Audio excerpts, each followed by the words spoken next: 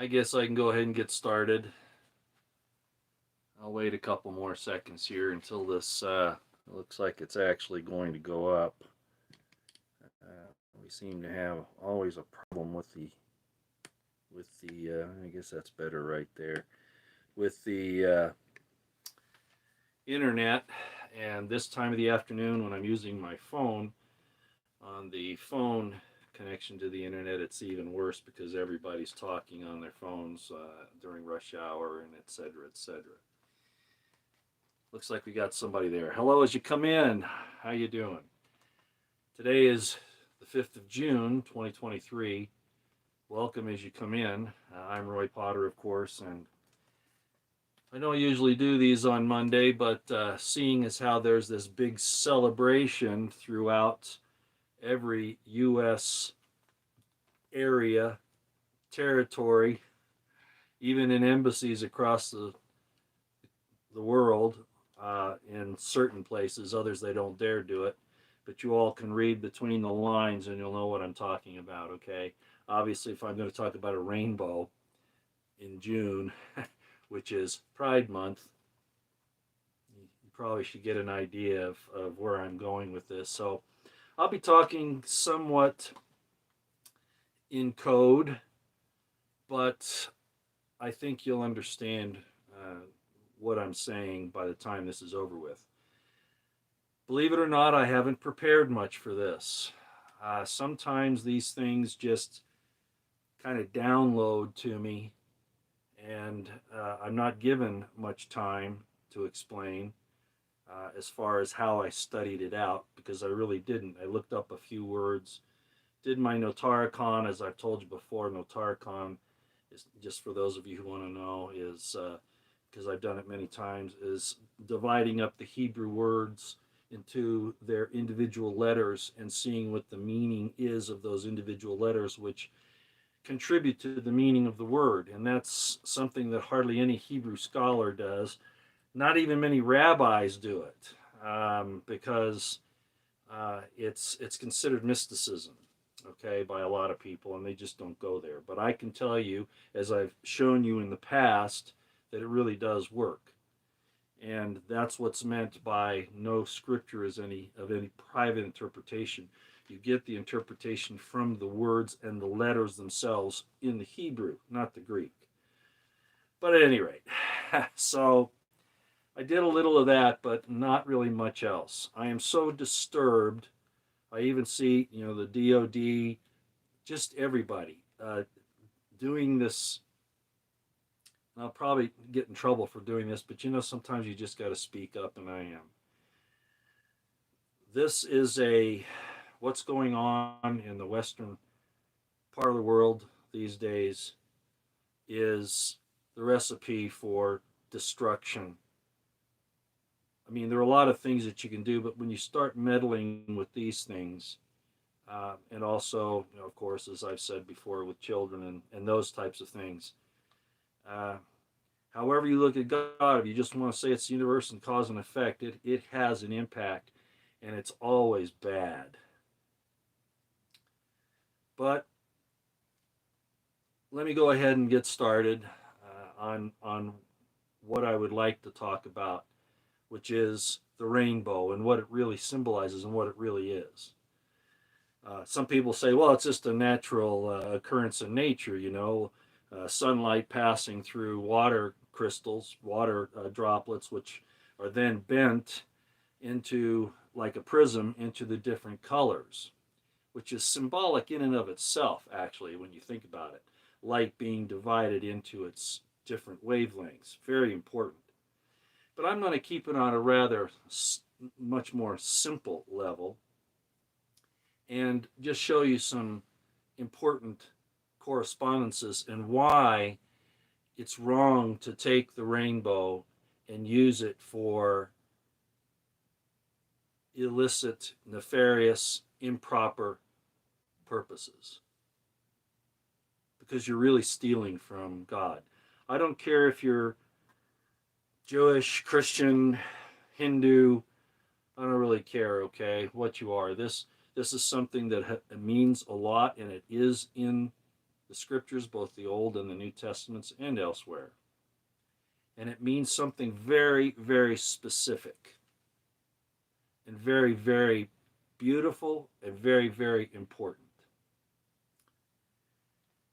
And of course, when you abscond with these things and use them, use these symbols for things which are not of the natural order, you're basically blaspheming God. They're spitting in the face of God. Yeah, you can say that, Jesse. That's exactly right. And the horrible thing is that the governments of this Western areas, of these Western areas, are actually the ones pushing it and promulgating it and forcing it down your throats. I saw a statement the other day where President Biden said that he's going to protect those who are being insulted and all that. Well, what about all the people he is now insulting with what he is doing? The best thing to do is for government just to stay out of it. But that's not the point. The point is they are trying to, as Obama said back in his presidency, fundamentally I want you to really home in on that, transform America. And we've even gotten to the point where we tell other nations if they don't go along with this program that we'll cut them off in their money supply. So they're all leaving. They're trying the best they can to get out of it. Before I get too far into this, I hope this doesn't take too long actually, but yeah. Christopher Wray, the director of the FBI, I've done a whole series on FBI corruption, and of course I put it over here for now. The intel community is our most dangerous domestic enemy. I've said that for many, many years, and that the FBI is corrupt, and that they are the foot soldiers for these people that are taking us down these Baphomet, Moloch roads. And you can call it Fabian socialism, you can call it communism, you can call it cultural Marxism, whatever you want to call it. It all ends up at the same place, and that is destroying you. Them taking power more and more and destroying you in the process. Now, I won't be able to read much of the chat. I don't have my computer set up here so I can look at the chat in a larger screen. I was going to do that, but I just think it's better if I just go ahead, okay? All right? And then you can take these things and decide for yourselves what it is, all right? All right. So anyway, Christopher Wray is a criminal. As far as I'm concerned, he's a traitor.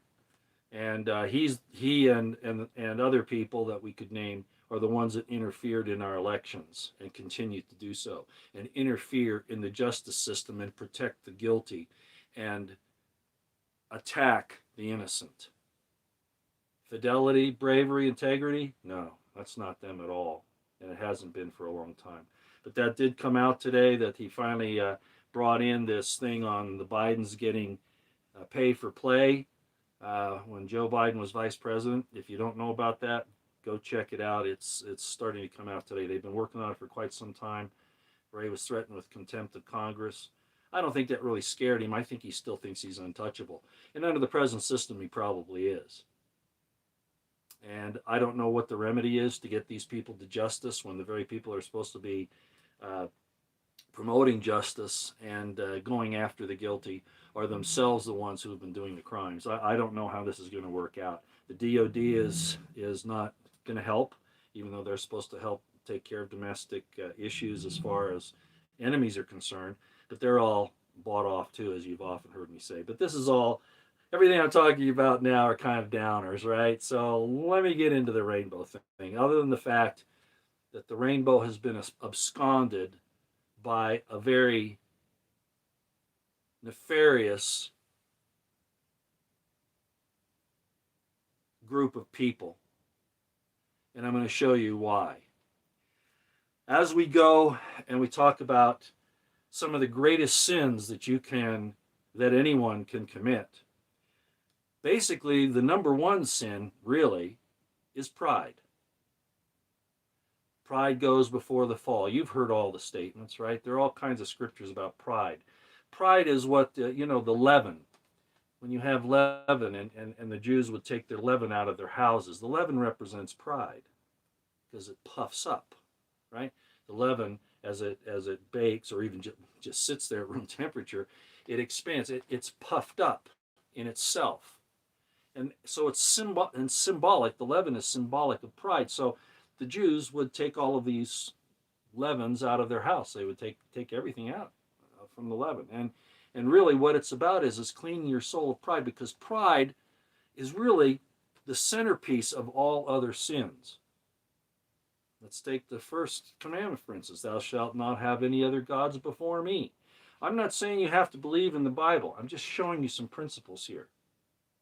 So if you have other gods before God, what you're doing is you're proud. You're saying, I am either God, or I can declare who God is.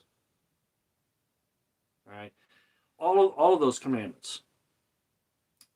When you have pride, you can break them and feel justified in doing so. As a matter of fact, not just justified, but that you can actually command those things. Pride comes before the fall. So to call something a pride movement is on its face an attack on truth and an attack on all that is good and holy, and it's saying that you're above God himself. But it gets worse. Remember, I'm talking between the lines here. If I say it too obviously, and what I'm doing now could even be bad, but we're just going to go ahead and go through with it. If you can record this, it might be a good idea. This might be the last time anything in mine goes up. Probably apropos that it's something like this, where I'm sending out a testament. I haven't often told you, but I've told you a few times that I had an encounter with God at one point in time. I'm not bragging about this because it was a spanking, as I said before.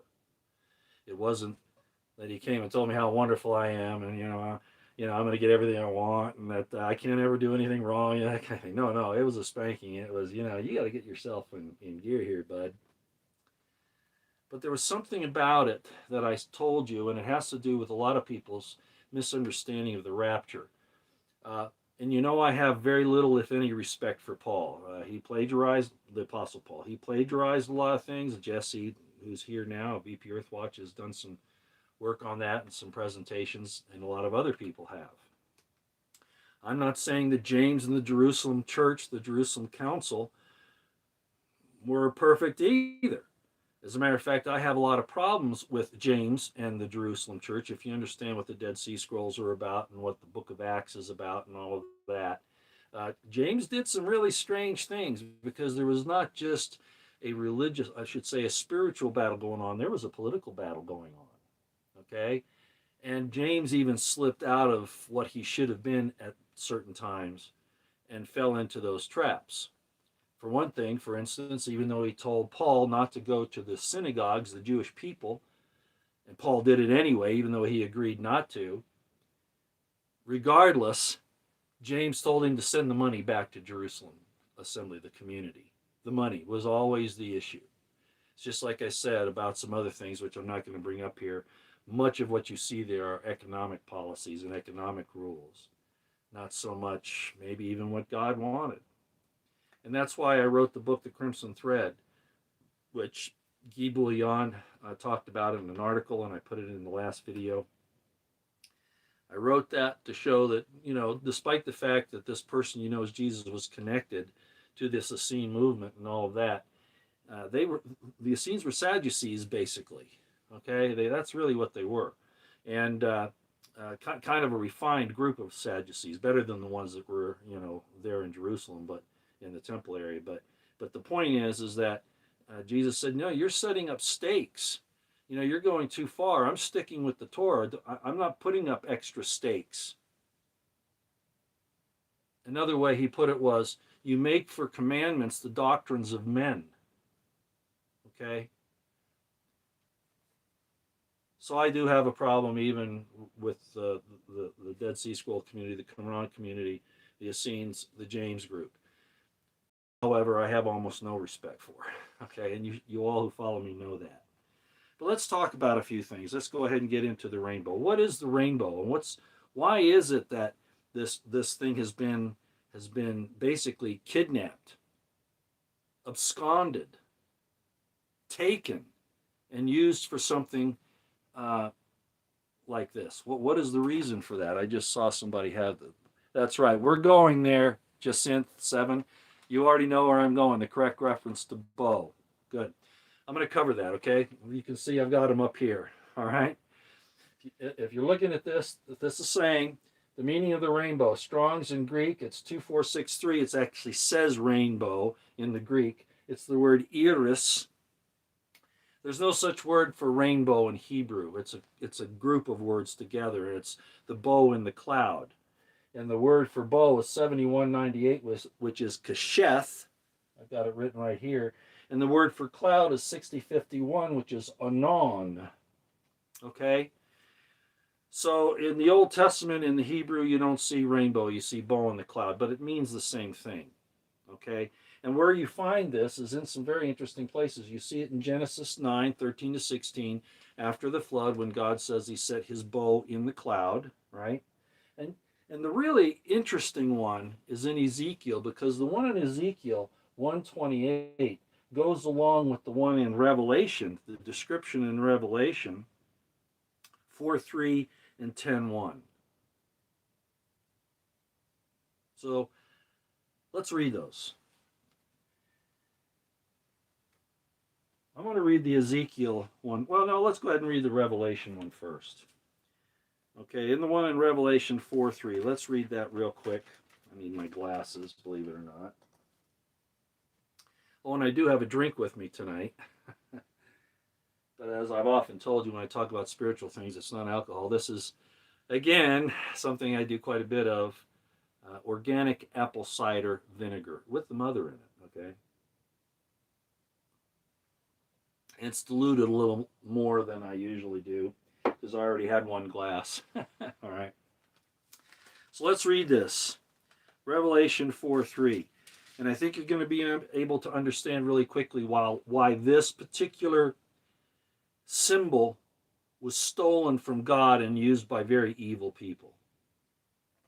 Remember, according to the story, the evil one in heaven wanted to make himself equal to God, to make himself God. Let's read Revelation 4:3. I'm not going to read the whole thing, just the third verse. And he that sat was to look upon like a jasper and a sardine stone. And there was a rainbow round about the throne, in sight like unto an emerald. Let's read 10:1, Revelation 10:1. And I saw another, this is very important because this isn't just any angel. Okay, this isn't just any angel. And I saw another mighty angel come down from heaven, clothed with a cloud, and a rainbow was upon his head. And his face was as it were the sun, and his feet as the pillars of fire. This is no ordinary angel. Now, in this particular passage, rainbow and cloud, you kind of have both things going on there. But remember, in the Greek, rainbow is 2463 iris. And when I get to that in a few minutes, it's really going to disturb some people. But that's my point. Because I went and I looked up some things a couple days ago on this subject, kind of about this thing. And it kind of comes back to the scripture in Corinthians where it talks about the glory of man is woman, and the glory of woman is her hair. Paul knew the secrets, but he always twisted them. He always made them into something quite not right. But it's very important. If you don't know what I'm talking about, it definitely says that woman is the glory of man. It's 1 Corinthians 11, 7 to 10. And he's not incorrect. It's just that he'd bounce around all over the place. One minute he's saying that, and oh, well, man was not without the woman, or the woman without the man. The next time he's saying, don't get married, don't be with anybody. If you're not married, don't get married. No. And then, of course, in 1 Corinthians 11, 15, it said a woman's hair is her glory. Well, what's going on here? What's he really referring to? Let me read this 10:1 again so that you make sure that you hear what I'm saying. Revelations 10:1. And I saw another mighty angel come down from heaven, clothed with a cloud, and a rainbow was upon his head, and his face was as it were the sun, and his feet as pillars of fire. A long time ago, when I was rebutting the idea of the Christian notion of a rapture, I don't care if you believe in the rapture, but it definitely, according to the language, isn't what most people think it is. It's not like you're going to get caught up in the air, because the way Paul said that. I explained that the cloud was a mist, that it was concealing something, and that going up into the clouds would dissipate and that you'd see. Right? So the cloud has some other aspects to it. It doesn't mean you're going to be flying up into the sky to meet Jesus. That doesn't mean what people think it means. Cloud is 6051. On, it means to cover, to conceal. Why is it that women wear, in the old days, wear either a veil before they marry? They come down I wish they still did this. Sometimes they do. And they don't take it off till they get to their husband after the ceremony. It's in here. It's the same thing. It's the cloud that covers the glory of God. The woman is the glory of man. Do you see these connections? And why I've been harping on these things for so long. They're trying to tear down the man-woman relationship because it is the image of God. In the Dead Sea Scrolls and in other places, it was often talked about, the women weren't worthy of the life. Right? And I see Christians today talking about the woman is not in the image of God. Man is in the image of God, misunderstanding that the word man is actually meaning the man and the woman. But they have two different roles to play. Let me read you some things here. We're now going to go to Ezekiel.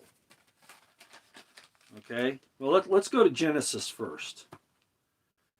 I want to set this up so that you see, because I already talked about it. Genesis 9, 13 to 16. Some of you have already probably done it, but this is the first time this shows up.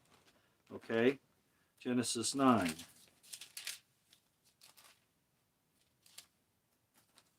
Okay, 13 to 16. Well, let's start at 12, okay? By the way, for those of you who hadn't guessed, this is a spiritual discussion tonight. So if it doesn't interest you, I understand why you don't want to stay and you can go away.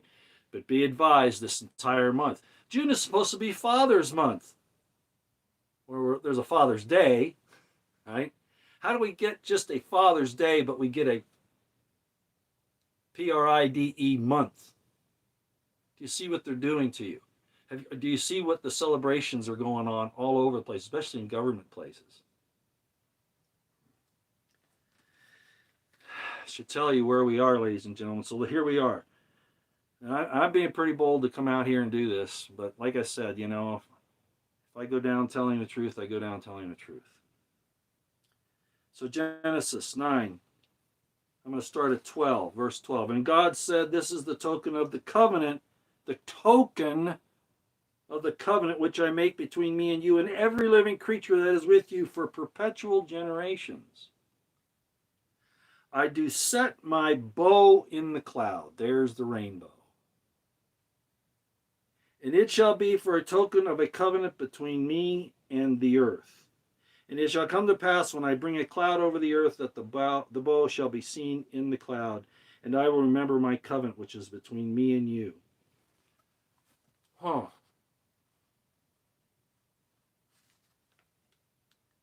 You'll see where this is going to head here in just a second. I want to read Ezekiel 128 now. Ezekiel saw a vision of God in his glory. Remember, Moses did too, according to Scripture. And I know there are problems with the Hebrew Scriptures. I understand that. There's a lot of politics going on in the Old Testament. People think that, just because it's in the Old Testament, it's got to be immutable, fact, truth, and all that. No, this is a study. This is like Shakespeare. This is telling you what really is going on. And sometimes people pay attention to principle and sometimes they don't. David dropped principle and went after his best friend's wife, Bathsheba. He went after Uriah's wife, Bathsheba. And where did that come in? Thou shalt not, one of the commandments, right? Thou shalt not covet thy neighbor's wife. Thy neighbor means comrade. I talked about that, or friend. That I talked about a few videos back. It doesn't mean just anybody, although if you project that, it's better not to do something to somebody else that you don't want done to you. But the point is, that's what Jesus was saying. He says, if you look upon a woman to lust after her, because then you start figuring out how to steal her away from her husband, you're coveting her. That's really what he meant there. Don't covet thy neighbor's wife. Anyway, prudish Christians sure go take these things a long way that were never meant to be taken. Fornication, I've talked about what fornication is. It doesn't necessarily, very rarely actually means sex between unmarried people. It means having relations with one of the strange women of another nation that will bring you to their false gods. I could talk about how that was manipulated, even the Dead Sea Scrolls, but that's not important to our discussion tonight. I'm getting off topic. Let's read what God looked like when Ezekiel saw his open vision. It's Ezekiel chapter 1. He's going on what's called a Merkava vision. He gets in a chariot of light, and using the divine names, he ascends through the different degrees of heaven, is what he does. And then he finally gets to the highest, where God himself is. And this is what happens. Let's read this description.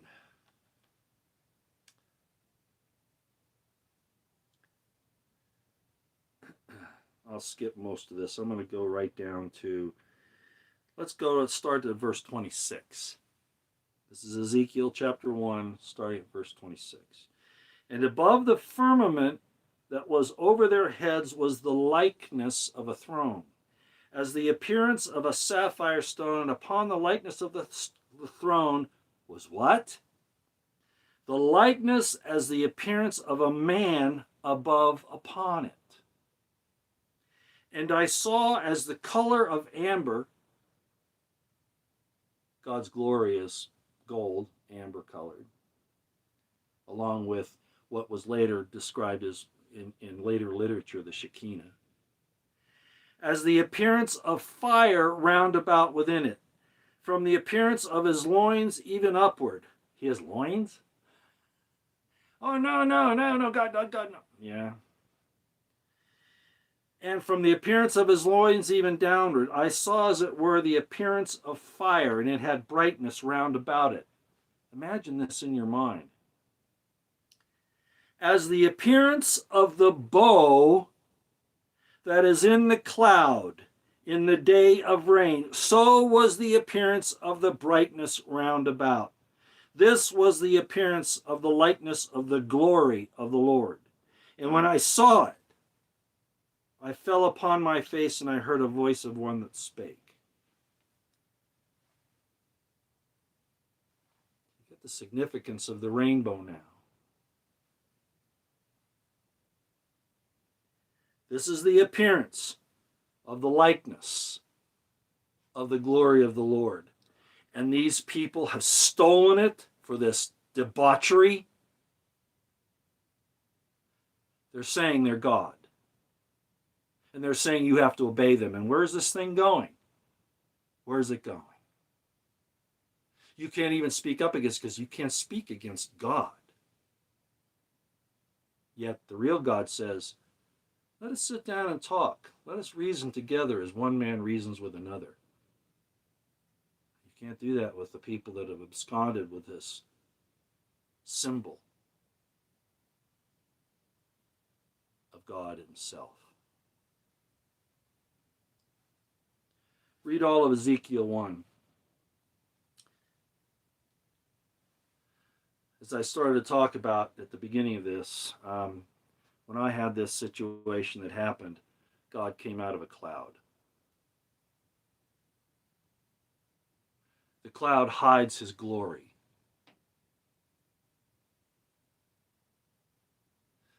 You have a darkness, a cloud in your heart, and God hides behind the darkness in your heart, which is why pride is so bad. So you have to get rid of the pride to find the real God. What are they doing to us in this whole movement that's going on right now that's so evil? Especially to our children. Okay. I could break these words down, not the Greek, but the Hebrew, but I will say this. The word for bow basically means protection, strength. God's protection, strength. Cloud means to cover, as I said before, to conceal. It's designed to conceal God's glory. And his covenant is he brings the rainbow out, as Ezekiel saw it, on very special occasions. But more than that, it's a reminder. Let me go back just one little thing here. According to the story, when the Israelites entered into the wilderness, they had the pillar of smoke by day, symbol of a cloud, and the pillar of fire by night, which is what we just read in Ezekiel too. God's brightness is a fire.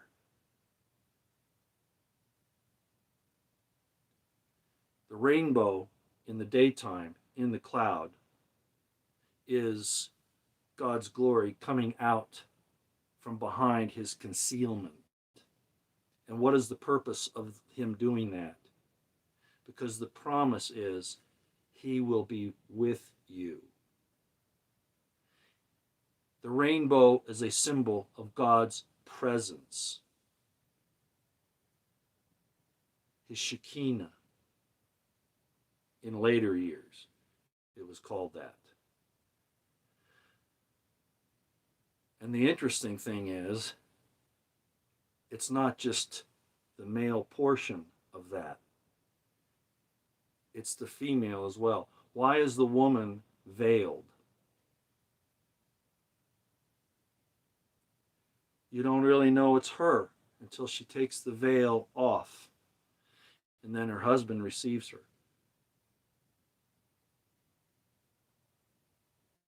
Are you getting the importance of these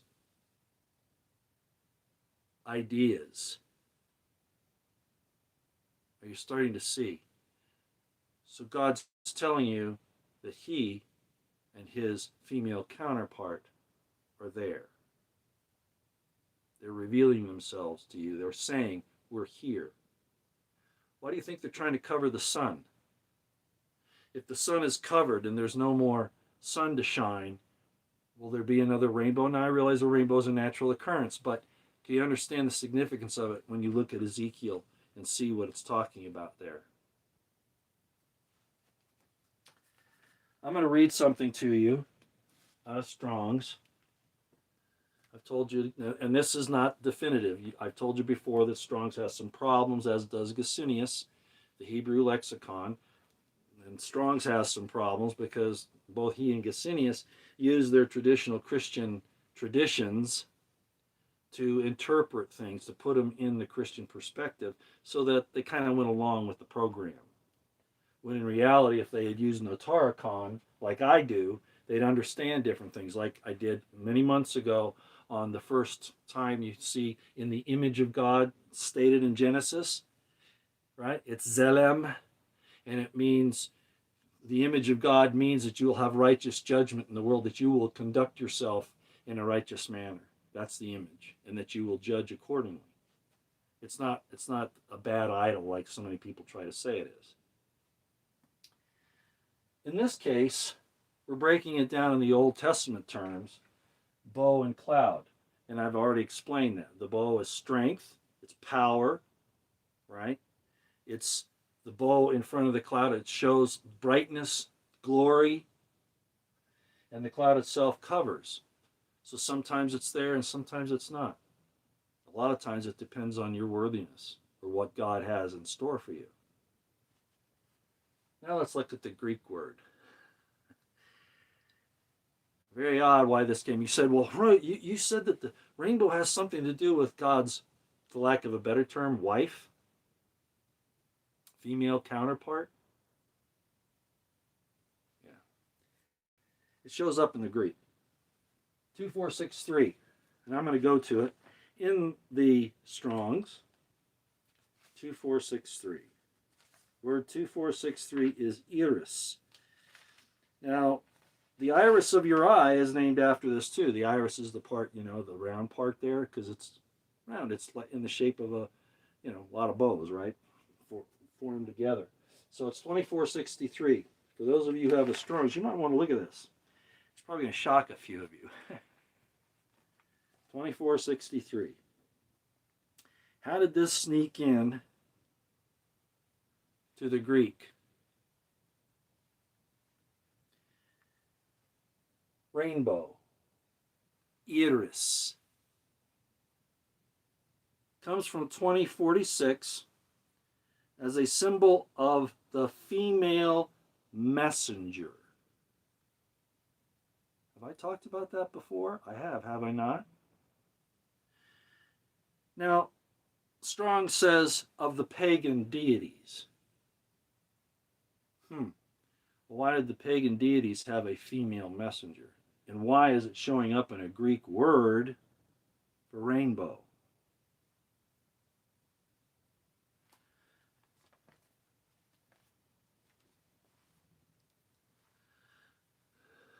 The Shekinah is the comforter.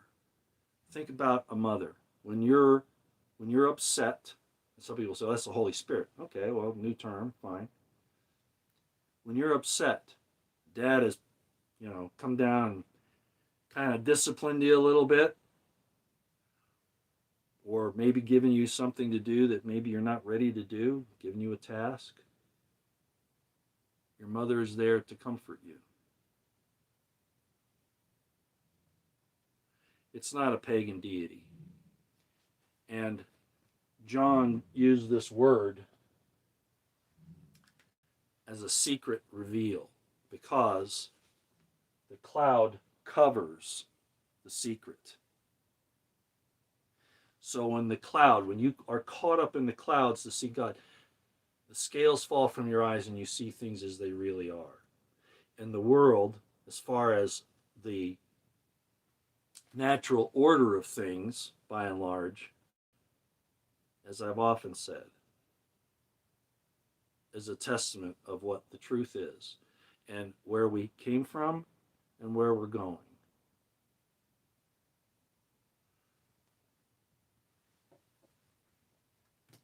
What we were meant to be, what we were born to be, and not just in this age, in this iteration. As her hair is the glory of the woman, and as the woman is the glory of the man, the hair is the glory of the woman, like a cloud, it's her covering. Even Paul says it. Do you see the correspondences here? The hair is her covering, but she is the glory of God. The cloud is like the hair of the woman. And the bow is the power of God himself, but he has his female counterpart. So when you take this beautiful symbol and you apply it to this debauchery that's going on today, this constant hammering and incessant insistence that you accept it and even take part in it, you're denying this. And you're taking God's glory and twisting it and debasing it. And you're saying, in essence, what Baphomet is. There is no male or female. The scriptures kind of, you think that's what they're saying.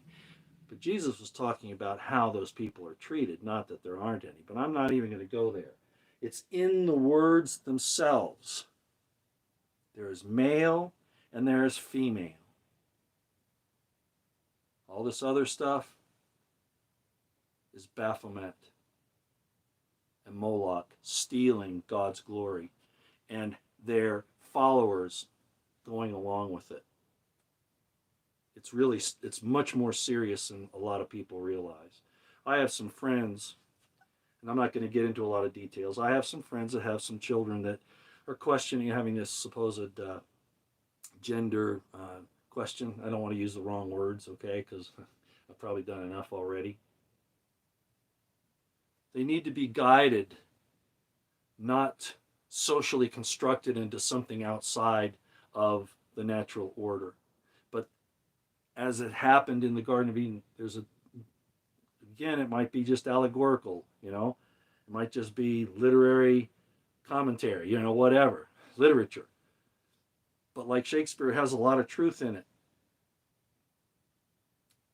The first attack was against the man and the woman, against that relationship. That's really the most significant war that we're in.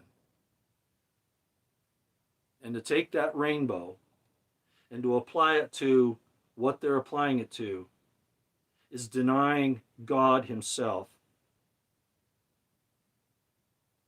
his female counterpart, which is everywhere, even in the word YHVH, which I've showed you in the past.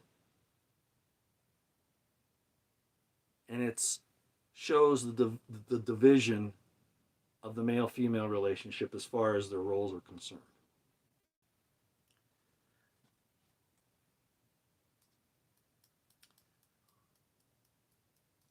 I won't go into it any deeper than that today. That's probably got enough people, wondering what in the world's going on here. But if you don't take anything else away from this little presentation, and again, I'm not even going to go to the rapture thing. I've kind of touched on that. What I really want you to understand is that, as Ezekiel saw, this is what surrounds God. It is his glory.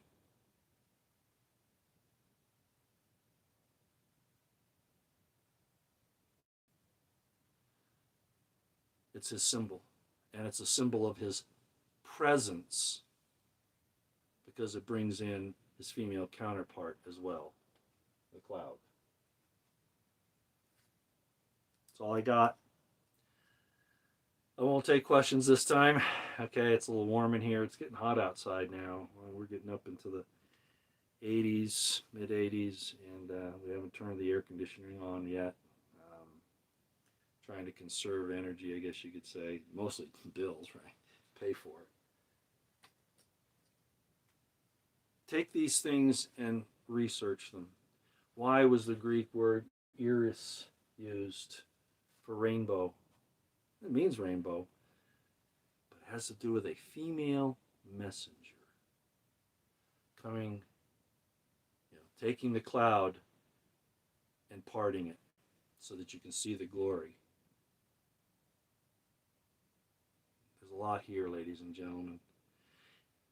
And it's been kidnapped, absconded, stolen, and used for very evil purposes.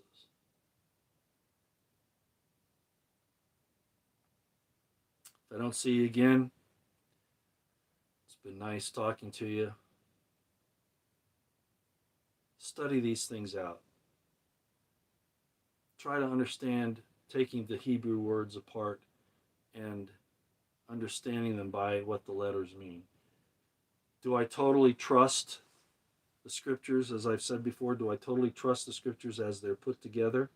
I look on them as anything that goes on. Struggles between men, struggles between nations, and sometimes they lie about their association with God. But certain gems, certain diamonds slip through.